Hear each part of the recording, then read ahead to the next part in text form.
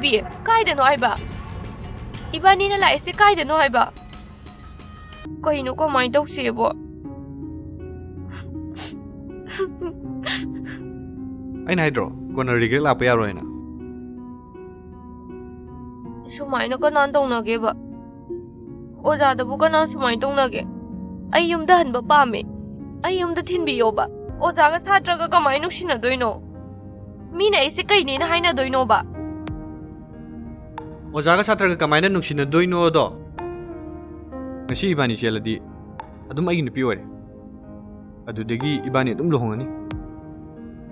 ꯅꯨꯡꯁꯤꯅꯔꯁꯤ ꯑꯗꯨꯃꯥꯏꯅ ꯑꯗꯨꯗꯒꯤ ꯃꯤꯅ ꯅꯪꯁꯦ ꯖꯦꯕꯤꯒꯤ ꯅꯨꯄꯤꯅꯤ ꯃꯁꯛ ꯅꯨꯡꯁꯤ ꯍꯥꯏꯗꯣꯏꯕ ꯅꯪꯅ ꯁꯤ ꯑꯃꯅꯝ ꯀꯜꯂꯤꯁꯤ ꯀꯩꯒꯤꯅꯣ ꯑꯩ ꯆꯦꯟꯕ ꯉꯝꯃꯣꯏꯀꯣ ꯉꯁꯤ ꯏꯕꯥꯅꯤ ꯆꯦꯟꯕ ꯑꯣꯔ ꯅꯨꯡꯁꯤꯅꯕ ꯀꯔꯝꯕ ꯄꯥꯝꯃꯤ ꯆꯨꯁ ꯇꯧꯔꯁꯤꯗ ꯑꯦꯅꯤ ꯗꯤꯁꯤꯖꯟꯗ ꯑꯩ ꯌꯥꯒꯅꯤ ꯑꯗꯨꯕꯨ ꯏꯂꯤ ꯑꯩꯅ ꯅꯪꯕꯨ ꯅꯨꯡꯁꯤꯖꯕꯁꯤꯗꯤ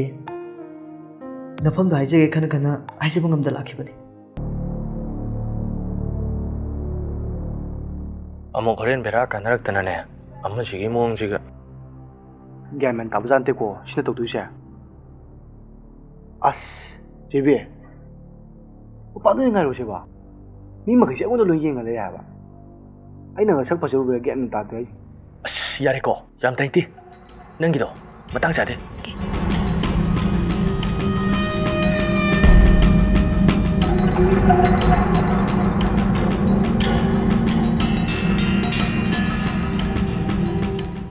ꯑꯗꯨꯝ ꯊꯛꯄꯤꯌꯨ ꯌꯥꯅꯤ ꯑꯩ ꯂꯩꯌꯦꯅ ꯀꯩꯁꯨ ꯎꯕꯤꯔꯨꯅꯨꯀꯣ ꯑꯗꯨꯒ ꯑꯗꯨꯝ ꯋꯥꯔꯤ ꯁꯥꯟꯅꯒꯗꯧꯕꯗꯣ ꯐꯖꯅ ꯑꯗꯨꯝ ꯁꯥꯟꯅꯕꯤꯌꯨ